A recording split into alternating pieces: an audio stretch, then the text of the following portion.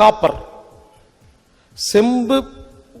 செம்பு அப்படிங்கிற உலோகத்தால் செய்யப்பட்ட ஒரு பாத்திரத்தில் தண்ணி ஊற்றி வச்சா 4 மணி நேரத்தில் தண்ணியில் உள்ள எல்லா பாக்டீரியா வைரஸும் செத்து போயிடும்.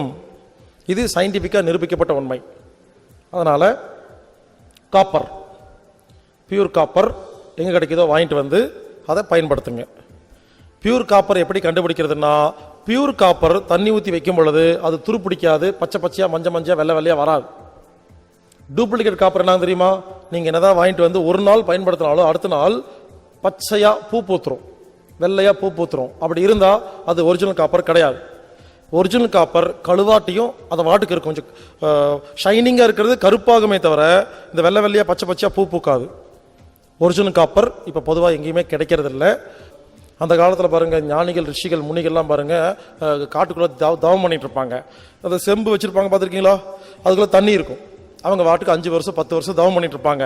நீங்க அந்த வழியில போய் ஏதாவது லொல்லு பேசுனீங்கன்னா தண்ணி எடுத்து நாயா போ நாசமா போன்னு தொளிச்சோன்னா நாயா போறமா இல்லையா?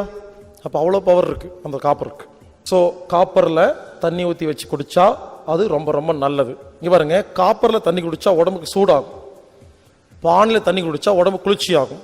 அதனால வீட்டில் காப்பரும் வச்சுக்கணும், பானையும் வச்சுக்கணும். வச்சுக்கிட்டு பகல் நேரத்துல எல்லாம் மண்பானை, சாயந்தரம் 6 மணிக்கு மேல செம்பு.